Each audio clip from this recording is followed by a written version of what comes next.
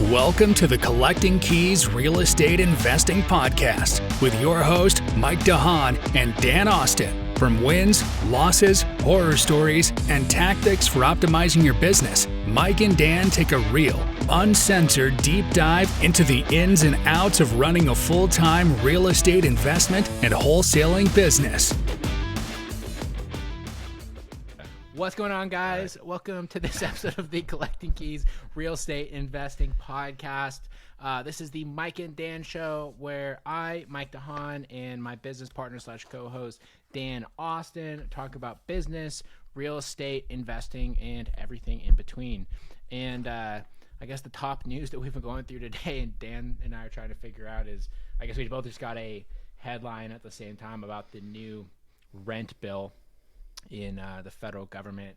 But I mean, I don't know, dude. Whenever stuff like this comes up, you know, I read about it very briefly earlier, and it sounds like it's like Elizabeth Warren and all the other, like, I don't know, extremist Democrat. They call them progressives because that's supposed to sound less obnoxious. I don't know, but they are pushing for like basically nationwide rent control, and they want to subsidize rent across the country. But dude, it's all positioning, man. They'll never do that. All those bastards, they make fat money off of their real estate holdings. They're not going to restrict themselves. Everybody gets all animated and upset about this shit, but yeah, politicians don't do anything that's not for themselves. Of course they don't. Why would they? Like, it's just, they're not progressive. Like, it's, I don't know what you'd call it, but and Republicans are the same. I have a friend of mine who's a very, very staunch Republican, or at least used to be. He sent me an image of the debt to GDP. Was it debt to GDP? No, it was the debt ceiling, sorry, of a graph of how it's grown over the years, and it shows like red, blue for who was in office, and the only thing that was consistent about that graph just going up. Was that it grew every year. Yeah, right? Exactly. But Republicans, they're conservative with their money. Yeah. No, they've raised it just like anybody else, but they still say the opposite of each other. It's just bullshit. I know. Well, and the problem is now with like the media is the main things that come up. Because here's the thing, everybody, you should know this. The media is 100% run by our government now, like exclusively, right? You know, even though they're technically not supposed to be, it's be private, whatever. It's all bullshit. It's all run by the government. And so the stuff that comes to the top is the things that are going to elicit a strong behavior and are going to cause some sort of swing in like or some sort of reaction from one political side or the other. So the rent control thing is a good thing for all the people that are super anti-real estate investors, super like into the whole rent issue, quote unquote, to be like, yeah, let's have a conversation about this and talk about why the other side is bad, right? And then, but like I don't know if you saw the extreme Republican pitch that was done the other day. It was like maybe it was late last week about how they wanted to get rid of all like income tax and get rid of all like Social Security and all the tax that we people pay. Get rid of and it. Only have a 30% sales tax. Beautiful. That's it. Do it. Just on everything. Just like a flat 30% sales tax. And then provide specific loopholes for very special people that don't have to pay exactly. that. And you're sounding like a liberal, dude. That's the kind of shit they were saying about why it wasn't okay. But then there are points on both sides, right? Because like if you are the higher up, you pay more taxes. If you don't have those loopholes, and that's why they have the loopholes, is so you don't pay as many taxes. But then obviously a 30% increase in cost of everything would absolutely decimate the low income people. They're already living day to day. Republicans hate poor people. Dude, they all hate poor people. Every Democrat hates poor people. And ultimately, if you want to look at the sphere of American politics, it's not about, Democrat versus Republican. It is a classist society. It is them versus everyone below them. And that is it's wild. And I was listening to some guy talk about this, and he basically said, he's like, you can't get elected by taking shit away from people. Yeah. You have to give stuff to people. So if you were running on a position of like, you know what, we need to tighten the belt. We're gonna increase taxes and like reduce our debts, our spending. We're gonna make it hard for everybody. Nobody would vote for your ass. Yeah. They're gonna vote for the guy that's like, hey bro, you want some free shit? Yeah. Exactly. Right. Yeah. So anyway, let's move away from politics. I don't like to talk about politics. I'm not. I'm not. That was a loud opening on your part. Well, because it's like just an outrageous fuck, and people like it. I don't know. It's not my thing. But here, my general belief is that everyone in the government does not give a shit about you or your needs. They only care about themselves. So you can have your opinions and you can go to the people that say that they're going to help you, but just understand at the end of the day they're not, because they don't care. So that's how it works. Yeah. Boom. Yeah. There you go. That's my opinion on politics. Anyway. So business wise though, we've been getting hard to work on a disposition for all these properties for the last couple of weeks, and we finally are in a position where it looks like most things are going to be closing here. I know, we got a lot closed. I'm stoked. We even had one like come out of the depths of nowhere. What was that one?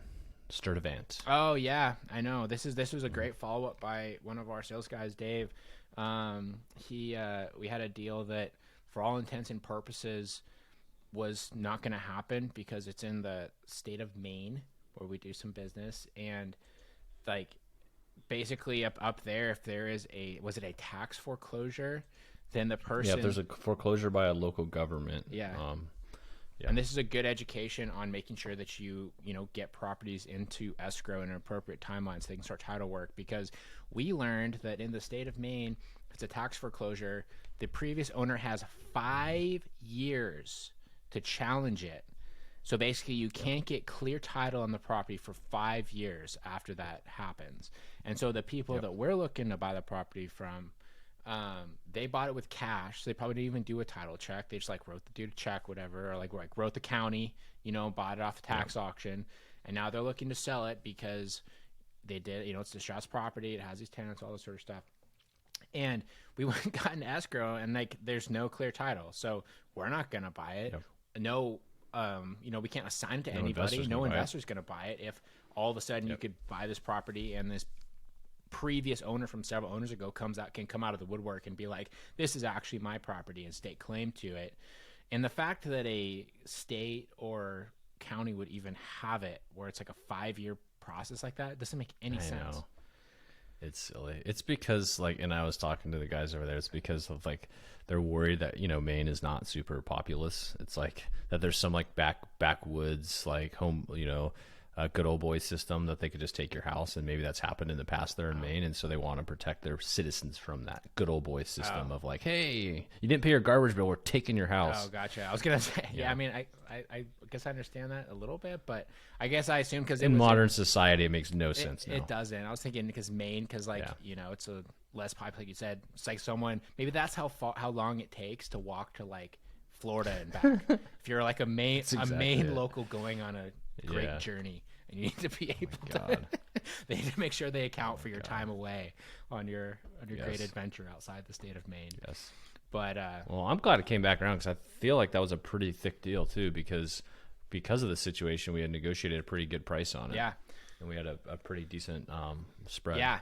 I mean, it should be great. But yeah, anyway, so how it came back around is Dave followed up with all of the various people that we had tried to figure out with this transaction, because basically we can get the situation cleared if we get the previous owner to sign off on the sale. And we had a bunch of different people involved, the seller, the title company. We tried to reach out to the previous seller that got foreclosed on through social media. Nothing worked.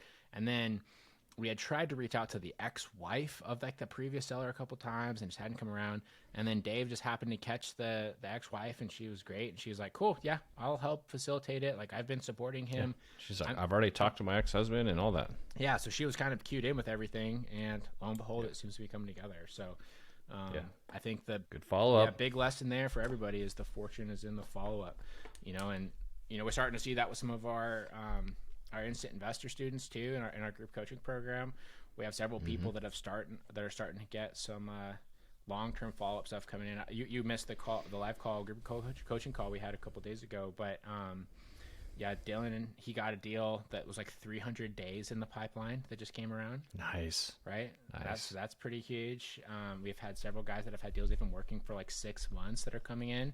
And I'll tell you what, I think that once you kind of understand the initial lead generation and marketing process and sales process of this business, the one thing that will allow you to be successful and to stand out amongst everybody else is having consistency on that follow-up more than anything really good else. structured follow-up. And it's like anything with any sales process. When you first show up, you don't have a book of clients. You have to build your book of clients. And that's what you're doing. And if you start getting leads to your clients and you don't follow up with them, you just wasted all that time and all that money, in your case, for marketing. Exactly. Like, you got to do the follow up. Just do it. It's simple. Yeah. I mean, it takes work, and it sucks. And if it's something that you really don't want to do, go and hire people to do it for you. I mean, that's what we did. That was one of the times that our business really changed and started to escalate, was when we went and we brought on a full-time lead manager that went through all the old follow-up, all the old leads, and just scheduled stuff for our acquisitions manager. And that happened, like, our business changed immediately, and we were like printing opportunities. Believe it or not, there's people out there that you can hire to do that actually, that's what they want to do. They like that. I know, which is like always the most mind-blowing thing to people. I think for everyone that starts to work for themselves and they're like a solopreneur, right? One of the hardest things to understand is that there really are people that enjoy doing every aspect of your business that you hate. Whether that's like that's like the bookkeeping, whether that's the sales part, whether that's the marketing, whether that's setting up your freaking, I don't know, URLs for your web stuff on the back end. There's people that enjoy that, and that's what they do. And you can hire them, and it's probably for less than you think these days, because we live in a global economy where you can hire people from all over the world. Very true. Yeah, so all over the world. But yeah, I mean, you know, and we even had an interview today, which it's going to be coming out in like a little while, but I'm freaking excited about it, because we had an interview with this guy who uses virtual assistants for his like underwriting, like for his big deals. Like, he uses them to underwrite like 100-unit apartment complexes. Yeah. And self-storage and all that sort of stuff. And I think the fascinating about that is like, you know, we always talk about like underwriting being like an art and a science, but really there's some part of it that is, but a lot of it is systematized. And if you can systematize it, you can have somebody else do it. 95% of it is systematizable, and then you have that 5% nuance, which you can review at the end of it after you pass it off to a virtual to do it.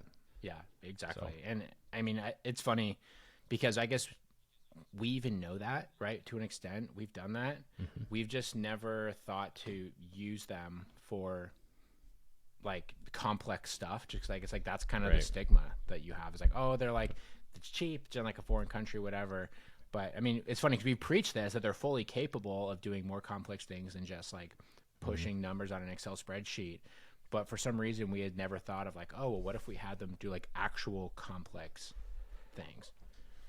Right. I mean, shit, do you even have to have it be a virtual? Like, I was thinking like this. I was like, what if you just like, you could find a realtor or anybody in any single market. It doesn't even have to be your home market, and be like, hey, every deal you underwrite, that's good, I'll give you $150.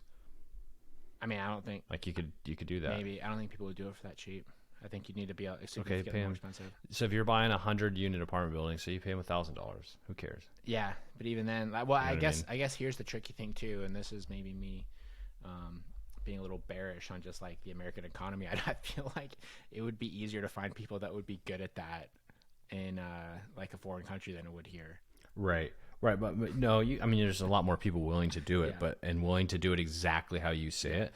My point is though that, and he talked about this, a lot of his virtuals are just virtual. They're still local to the United States, and they're still doing high quality work for a reasonable price. Well, only a few of them. Yeah. Like I think that most of the ones that were like overseas, because he said he might find most of them on Filipino hiring websites. Yeah. He did. Yeah. He has 2 from the Filipino hiring websites. Anyway, so point being though, semantics, Mike. It is, but anything you can systematize, you can hire people to do, and there are people out there that will not only do it, but they will actually enjoy it, and will probably be for cheaper than you think. So big learning lesson there. And follow up is a big one, and that's one of the first things I always recommend people look to hire out as they start to grow a off-market investment business. For sure. Whether you're looking to flip or wholesale or buy for yourself, you know, you can find a lead manager that can help with all those things. So we had that come together, and then we've started to make some waves moving into a couple of different markets. So we're looking to launch a new operation down in Florida that I'm super excited about. Florida. Down in it's gonna be nice and warm down there. Are we moving? Where are we moving there right now? That's where we're going, right? I need to. I mean, we get it up. And honestly, though, that's a great excuse to have a business trip. Is we got to go check on the new market in Florida. We got to go connect with. I've been to Jackson. Well, I shouldn't say where it's at. It's Jacksonville. It's fine. That's it's Jacksonville. Yeah. There's like 1,000 people investing there. That's fine. We'll do it better. Man, what a fun town, by the way. Is it actually? Yeah, it is a really good The way time. you I mean, at least Dan in his 20s fun. Yeah. Okay, that's fair. Yeah. See, I have no idea. I've been to Miami for a GoBundance conference where which I enjoyed some parts of it. I didn't get a huge amount of Miami, and then I've been to Destin several times, and I quite enjoy Destin. I think Destin's a beautiful place. Yeah. Yeah, Destin's nice. That's like the Panhandle, like the 38. Like that's like super. In my opinion, like the sleepy part. I mean, Panama City's pretty wild. But like Daytona Beach, that's another one. Yeah. That's a good time too. Yeah. The issue I had with like Miami is I felt like the entire city, and I was in like a decent like Marriott down there, but like everywhere I went, I felt like it was built like in the 70s by people who were on that's cocaine. Florida. That's Florida. Have you ever been to Fort Lauderdale? No, I haven't. It's just the airport. Imagine Miami, but just like a little bit shorter and like way more 70s. Everything's like light pink and like pastel colors, and it's just a bunch of old people like super tan and wrinkly. Yeah. And everything felt like it was like a freaking party like 35 years ago. Yeah. Oh, yeah. So yeah, it was super weird vibe, and like even a lot of that's South Florida for you. Yeah, I can see that. But it was a good time. So we got that starting up here pretty soon. We got some partners down there. We're gonna start hitting that pretty hard. I'm excited to start turning that up, and then we have a few other markets too with different partners that we're looking at right now as well. Sort of going through this, we have like this partnership program that we've been building out where we work with different investors in different markets and basically run the entire back office for them.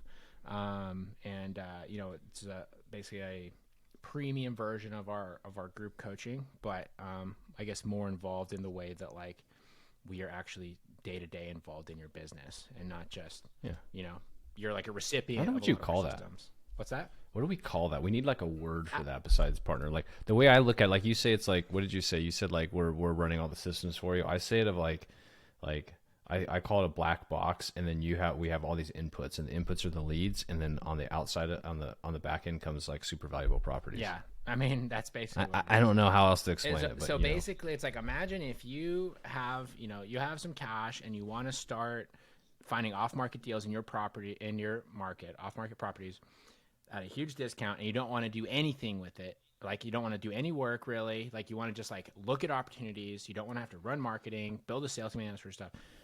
You can give us some of that money and we'll do all that for you, and then you can have the upside. That's basically how it works. Yeah, you're absolutely. So that's a simple way to put it. And it's funny. I've explained it to some people, and they're like, so is it like a franchise? I'm like, well, no. Like kind of, but like not really. So anyway, but yeah, we've been as in you don't have to pay us up front to have access to us like a franchise would. Yeah, we're not like we buy houses like give me 80 grand and then we'll sell you the leads after that, and then your success is still in your hands and we don't help you that much. Oh my god, I know, like the We Buy Houses and the home investors groups, dude. Like have you like how those business models work is outrageous, because that's exactly what it is. You pay like 70,000-80,000 one time, and then they provide you all the leads, but the leads are like in a pool that they give to all of the home investors people in that market. And what's crazy is like those are the same leads that we get, but we didn't charge $80,000 one time to get them. They used this or $1,000 a lead, and then on top of that, a percentage of your profits if you wholesale or flip it. Yeah, right. And then if you hold it, you still have to give them a percentage as well. Yeah, right. If you take all of the financial risk, you put in your own money, you sign a mortgage, sign like a hard money loan that has a personal guarantee where you can take your house. They can take your house from you, your personal residence. You do all that, hope you make money, and then you still have to give a portion of it to home investors. That's ridiculous. It's a little outrageous if you ask me. It is. So I mean, if they were like super like quality leads, I would be paying for them too. Like if I was like lead guaranteed close, man, let's do it. But that's not the case. It's just any other lead, if not below average. Yeah. I mean, all I know is that the home investors people that we have met, from my experience, are not crushing it at all. Yeah. I guess they're not crushing it from the home investor side. There's one guy here locally that's a home investor guy, and he does very well, but he also buys a lot of deals from us. That's a great point. Absolutely, yeah. I know who you're talking about. And he is he's a stud. I like him a lot. But especially in other markets too, where we operate, the folks that we've seen as home investors people haven't been doing that successful. Like, oh yeah, I do one a month. It's like, oh, Good job. Yeah, exactly. And so if you think about it, spread that $70,000 across the whole year plus all the other costs. It's a very tough business to be running. And so, Right. And 1 a month's not necessarily, a bad number, but the cost you're paying to get to and the risk you're taking to get to that one deal a month, it's like, you could have just gone and talked to a wholesaler. Yeah, exactly. Honestly. So, But if you want to access the deal at 50, 60 cents on the dollar and you want to just set the price, like, come talk to us. exactly. Yeah, we can get things teed up for you, and it'll be a lot better. And you'll have more say in it, and you'll have more control. And it'll be more fun, too, because you're not also reliant on this weird ghost of a machine that's, like, kind of back there, apparently selling you leads. So, but, yeah, so been working on building that out. And then what else are we doing? We just brought on a new staff member, our first American staff member, to focus on building some of our internal teams, which will be a good game changer for us. As we've been working with our new business coach, that's been one of the things that so here's something. Let's go on the business coach topic really quick, because this is something that I've been thinking a lot about. I have been the biggest skeptic / like hater of, I don't say like mindset coaches, but like coaches that aren't for like a specific thing, like super specific forever. Mostly because my experience with some of these like people, I don't know, like the mindset gurus that are just like, they're basically a psychologist who sits there and like, well, how do you feel about that? And they try to get you to actually do it. Like actually like think about it and come up with your own solutions. But we found a guy that, you know, his podcast is going to be coming out here relatively shortly. That's why we connected with him. And the stuff that he says, like, it's kind of stuff that we already know, but there's something about having someone that not only helps you frame it in a way that is tangible to your business, but also helps you look at it in a way that's actionable and not theoretical. That is unbelievably valuable. And helps give you confidence to do it. Exactly. It's just like you and I talk about this, like we both have a trainer, right? So yeah, we know how to work out. I can go work out. I can program myself, but I don't want to. I don't need to. And because I can pay this person to do it better than me, to be honest, and also to be like consistent and to take that out of my brain and not, so I don't have to worry about it. And so like I pay for that guy all the day long. There's a lot of different coaches I'd pay all day long, as long as they're giving me good actionable advice, because they do give you the confidence that you're going in the right direction. Yeah, exactly. And if they're good, and they're good. And I think that that's the key is, you know, you have to find ones that are going to give you that actionable advice, because there's so many people out there, especially like, you know, there's a certain person who we're in GoBundance with him, so I don't want to put him on complete blast, but he got huge purely because Brandon Turner like put his name out there, and now he has like his whole fleet of coaches that he trains. And I've met a lot of those coaches, and they're nice guys. But I'm like, what are you? You talk shit to one of them about what they do. Yeah, I did. And I was, well, he was like, I'm one of these guys' coaches, and I was like, okay, so like, I don't think that makes sense. Like, what exactly do you provide people? And he got wicked offended, and I was like, honestly, dude, like, tell me how what you do is valuable. You literally sit there and he's like, well, I help people kind of like change their mindset and talk things. I'm like, so you're like a psychologist? It's like, well, no, because like a psychologist has a license. I'm more like a life coach. I'm like, okay, but like, why is that worth, you know, $80,000 a year? Honestly. And especially when he doesn't know. Yeah, exactly. And then especially too, it's like, well, they have 1 hour a month or something that they meet with people. I'm like, they pay you like $7,000 to like talk, like a meeting to talk about some bullshit with their feelings. Like, I guess for some people that's valuable. I think for 99% of people that does not make sense. Yeah, I mean, people want it to make sense, and people tell themselves that it helped them because they just freaking forked over a pile of money. Right. But really, like, what it did. The one thing I liked about our coaches, and it's not necessarily a tangible measurement, and I don't hold them to it, but it's like, if you don't make double what you're paying me, then you can have your money back. Or actually, he didn't say that. He said, then I'll keep working with you until you do. Exactly. Totally. Put your money where your mouth is. That's at least something like that's like it's not, like I said, it's not necessarily tangible, but it feels tangible, right? Like, if you don't feel like you got double the value out of this that you paid me, then I'm going to keep working until you feel that way. Exactly. So, okay. You know, I like that. And he has a track record. That's the other thing too. When people look at coaches, we want someone that actually has a freaking track record of doing what you're trying to do.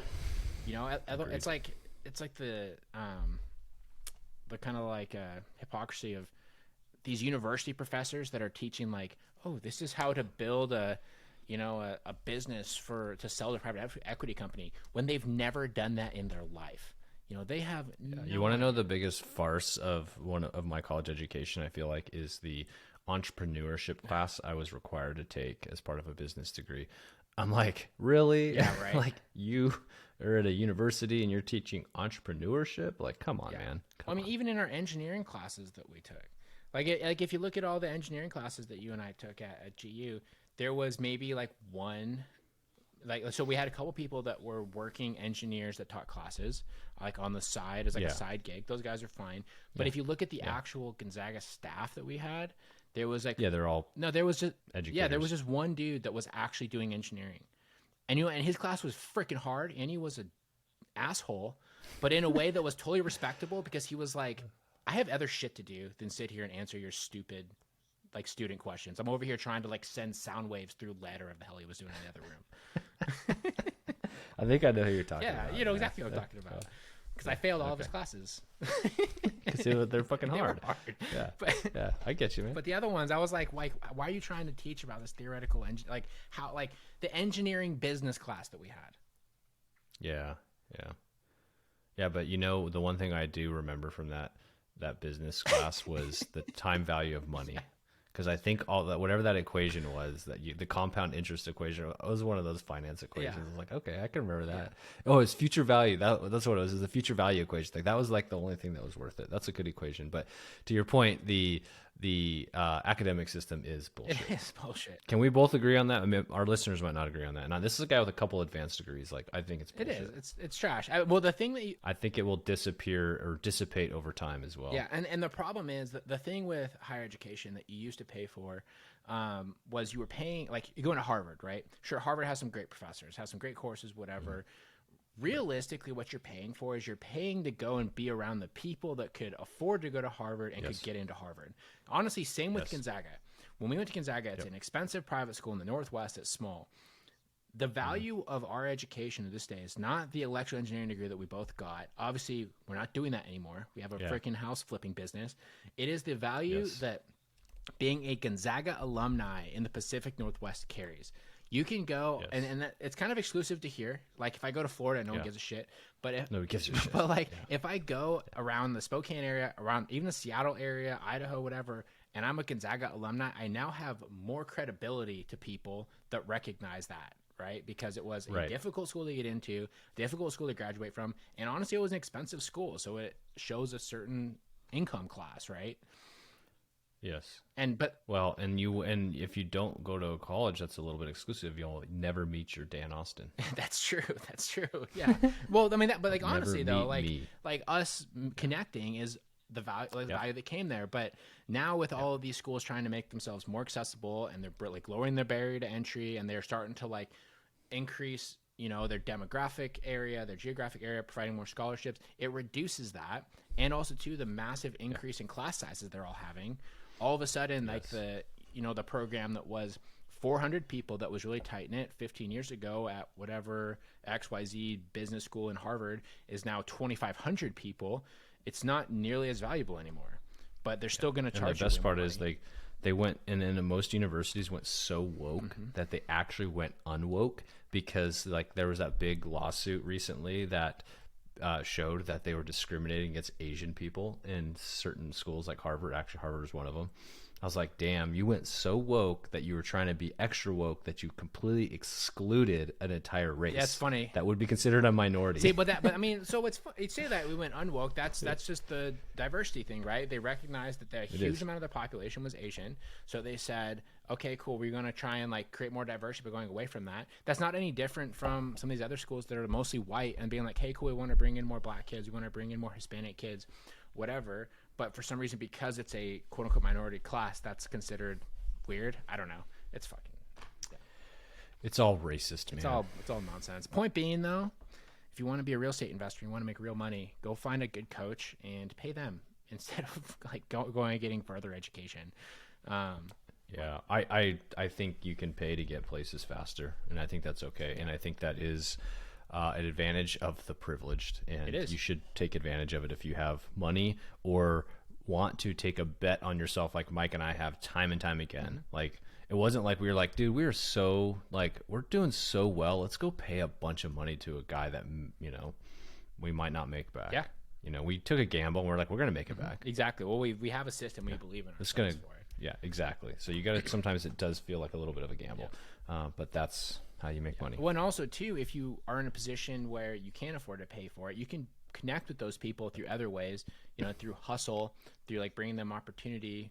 I actually did an Instagram post on this the other day of like, I hate where like with like mentors that people always say like, oh, if you're going to want someone to be your mentor, you need to find a way to bring them value first, instead of just like asking to take them out to coffee, lunch, or whatever. And while I fundamentally agree with that, it doesn't make any sense because like this happens to me all the time now where I have people like reach out to me on Instagram or like locally here or whatever. And they're like, hey, I'd really like to hear more about what you're doing. I have this deal I think you'd be interested in. I'm like, that is so nice. I don't want your deal. Like I have enough other shit that I'm trying to figure out right now. And unless your deal is absolutely amazing, which I know it's not because you're seeking mentorship from me on how to get better at finding that deal. Man, Mike, keep your door open, bud. You're just like, that's a lead source. Well, it is. But after a while, like you haven't put any effort into growing your personal brand, so you probably don't get hit up quite as much as I do. But I do not put my effort in But then I think about these people that have, 50,000 followers. It must be constant, right? But point being is they say try to bring value to your mentors if you want them to mentor you, right? But if you're trying to bring value in a way that they're an expert in and you're not, it doesn't really make sense. You kind of need to find other ways to bring them value, right? Through your own expertise, through like your own capabilities, whatever that is. Like for me, back when I was starting in real estate, some of my first mentors, like both in business and real estate, I connected with through the gym because I was a coach there. I knew how to get in shape. I knew about weight training. And so I would bring value with them that way and sort of build a friendship. And then lo and behold, real estate and business advice would follow after that because we established a connection that was mutually beneficial. So are you saying like you should find a natural way to provide value to somebody instead of trying to do something that's forced and uncomfortable? Yeah, pretty much. Either that or be willing to pay people because that immediately creates a mutually beneficial exchange. Yes. There you go. All right. So that's my view on mentorship though. Sorry. But sorry, audience. Mike was kind of ranting for a minute for a long time about that. It's been a day, man. I've been freaking hyped up on sales calls all day, doing other stuff. But some days it feels like we're just going a million miles an hour and there's no time to do anything. Because I don't think I did any actual work today. I just had a ton of conversations. Hell yeah, that's the way to go, man. That's the best kind of work. Yeah, it is. But it's also like you look back at your big checklist, which I have a whiteboard back here now that has like stuff I'm supposed to do on it, and it just keeps getting bigger. That's the challenge. Have you ever read the book The One Thing?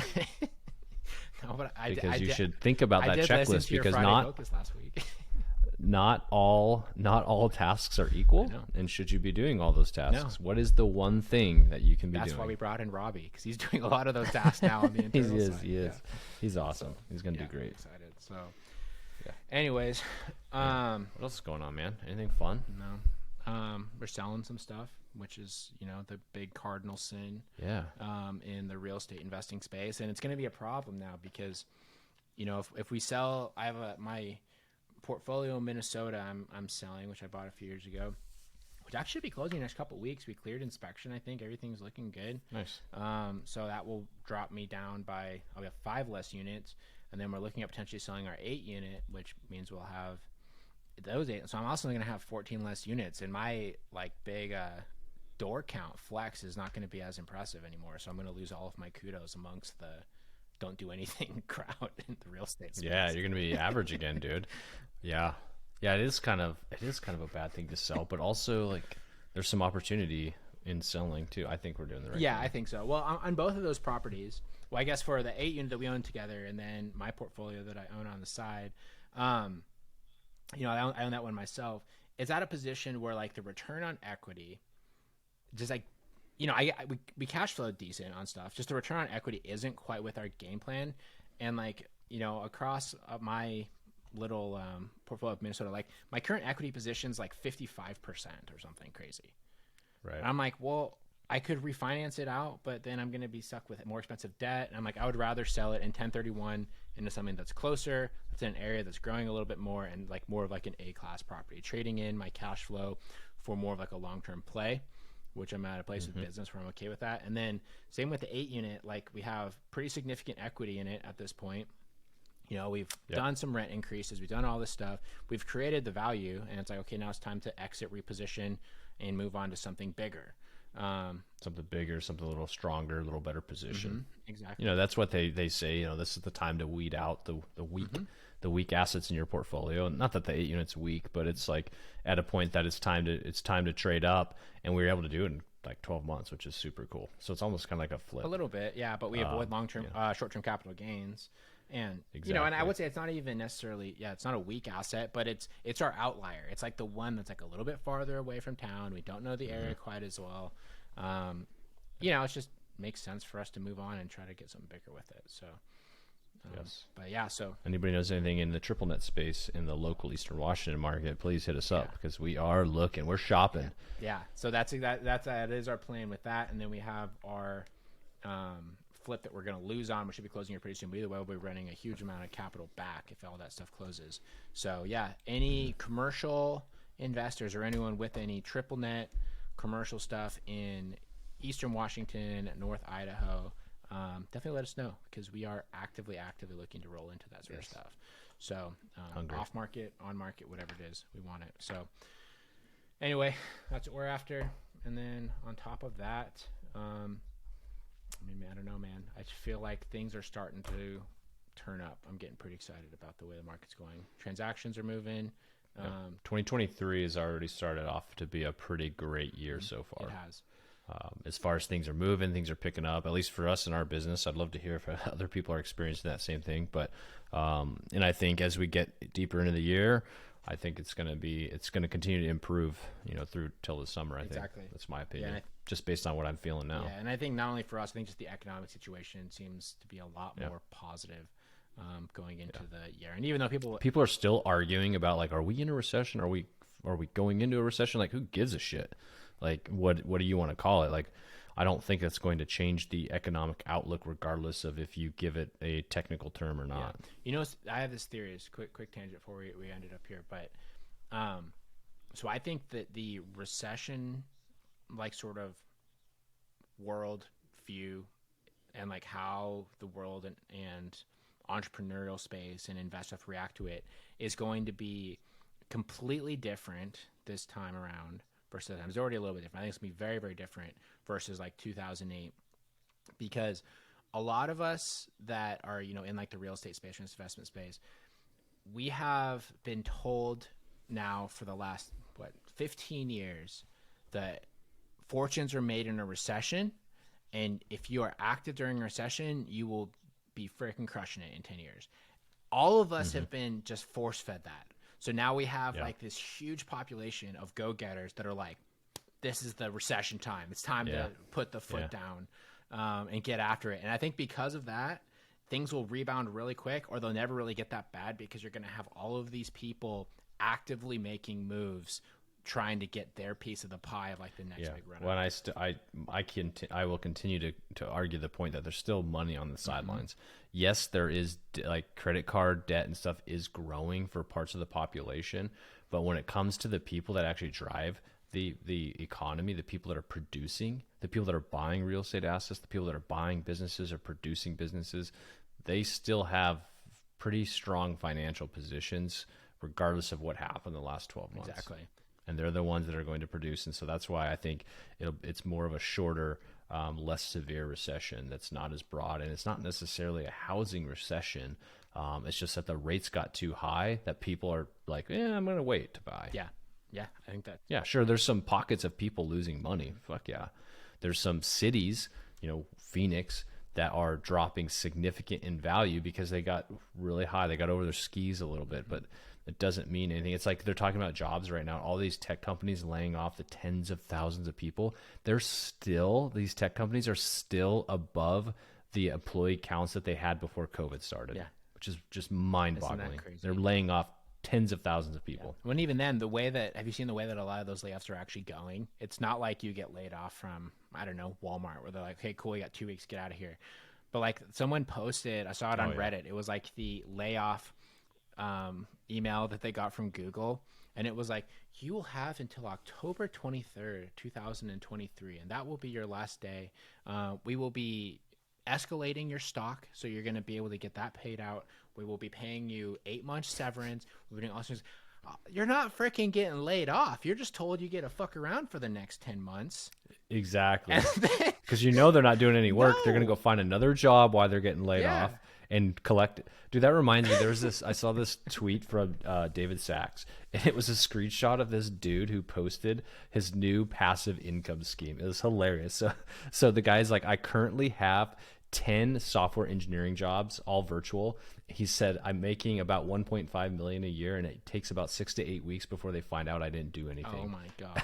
I'm like, that is hilarious, dude. But what other company could you do that other than a tech company that is so soft that they give you 10 months advance notice to not do shit before they lay you off? And they fully expect those people to not do shit because they already weren't doing shit, and they're just pricing it in. They're basically saying, hey, we need to save, say 15 billion this year. Well, 5 of that billion we're going to give to these people so that we look really good and so that people want to come back. The best of the best will want to come back to work for us when we're in another hiring boom. So they're just pricing it in. I mean, yeah, you're not wrong. It's so And when you get 10 software engineering jobs. that dude's gonna get sued though. Like eventually, if that comes back around, like that's the. I mean, I hope he posted it anonymously. Yeah, right. You know? Even then, someone will figure it out. So anyway, funny. all right, lots of tangents there, but either way, good stuff all around the real estate space. I'm excited. I think things are looking really, really good going into 2023 overall for the general economic picture, regardless of what this stupid doomsday clock says. Because what is the doomsday clock? I don't get it. I must have missed this on TikTok. I don't even think it's on TikTok. The doomsday. I figured doomsday that's where you clock saw it. explained. Doomsday clock was set to 90 seconds to midnight on Tuesday. Sounds pretty dire, but what does it mean? It goes back to the atomic age and the Manhattan Project, and it was basically what they do is like as the world gets closer and closer to like total annihilation, it gets closer to midnight, then they like these like analysts or some shit like move it closer. And it's a great way to just like... Is it like if somebody's going to go to like nuclear war? Yeah, just like the world's going to implode. So the things that are affecting it right now are effects of climate change, Russia's threats of nuclear war, and activity in the Chernobyl and Zaporizhzhia nuclear reactor sites. That's what this thing says. So anyway, it's the closest it's ever been since the 1962 Cuban Missile Crisis. Yeah, a lot of shit going on out there, man. I don't know, man. Either way, It's time to here's buy. what I think. Yeah, it's time to buy, and it all goes back to just the media trying to create some fear. Shit. I'm gonna just throw in my little plug here on the Ukrainian military since we're talking about Jesus. the wars. And I saw them there was this thing on the national news about bringing veterans from the war with like broken leg or missing legs. I'll tell you why they're getting their butts handed to them. It's because they were all not in shape. They do not look like G.I. Joes in Ukraine. Oh my God, I don't even know what to say there. I mean, to be fair, I think that's kind of a universal problem everywhere. That is one of the biggest things I've read about like American military recruiting is they're saying they can't recruit people because people can't pass like the basic fitness test. You're right. I had a good conversation with my buddy who's also a veteran. We were just joking about this yesterday. That's why I bring it up because I am sensitive to the fact they are getting invaded. And let's say that you are a veteran, you have been in combat, so you can say whatever you want. I like to just poke fun at other people in the military, even though they're at war. It's a sick problem I have. But yes, you're right. There are some people that pre 9/11 in the U.S., especially the U.S. military, wasn't what would you call combat ready. Yeah. And that's when my friend, he was in the military, and he was telling me his experiences versus mine. I'm like, man, that is different. Yeah. I mean, what did they even do pre 9/11? In his experience, not a whole lot. Drink a lot, hang out. Yeah. Do much, not much. I mean, like, what we had, like, what, Gulf War before 9/11? Is that the only other conflict? 91, you had Gulf War. 1989, you had the invasion of Panama. You had Grenada in 83. Yeah, there wasn't a whole lot of stuff going on. Yeah, that's all stuff before I was born. After Vietnam. So there you go. Interesting. Well, now you know. It's your history lesson for today. All right, guys, we're going to get out of here. You can stop listening to the ramblings of two idiot investors in Spokane, Washington. But either way, if you do want to start buying deals, though, you should go to collectingkeyspodcast.com/free. Get a free 5-step guide, start generating off-market leads. If you want to really start getting deals, and the guys are going to do it for you, you should check out our group coaching program. Go to collectingkeyspodcast.com. Click on Become an Instant Investor in the top right. You can join our program directly there. You don't have to hop on a call if you don't want to. You can literally just sign up for it there. And also, too, if you want to talk about the partnership program that we have, there's a link on there to book a call. And that will literally, like we just talked about, like the entire like business part of it will do that for you in your market. Yeah. If you don't want to have to learn that shit, just call exactly. us. You don't even want to like do sales. Like we'll do the sales thing even for you. So you just have to. We're like the Ghostbusters of wholesaling. You just call us and we'll take care of it. We'll come up with our little like ghost catching guns and just suck up those leads for you. Just suck them up and just turn them into money for you. So either way, you can book a call with us there as well at collectingkeyspodcast.com and go to become an instant investor. Got a new t-shirt idea. Oh yeah, that's coming soon too, by the way. Our actual like merch store, Daniel's working on it. Our designer's working on it. Nice. So you'll be able to finally get the BDE Big Dan Energy shirt as well as Collecting Keys shirt. Anyways, all right guys, well thanks for listening. Go and leave us a 5-star review. If you do that and you take a screenshot and send it to me on Instagram, I'll send you a t-shirt. I've sent out I think 9 or 10 t-shirts now, so I told all those people to send me photos and they haven't yet, so I need to follow up with all of them to make sure they actually got their t-shirts. But oh yeah, I want to see a photo. Yeah, but anyways guys, thanks for listening. We'll talk to y'all next week. See ya. Thanks for listening. Please leave us a review on iTunes or wherever you get your podcasts. And check us out at collectingkeyspodcast.com for tips and guides on starting your own real estate investment and wholesaling business.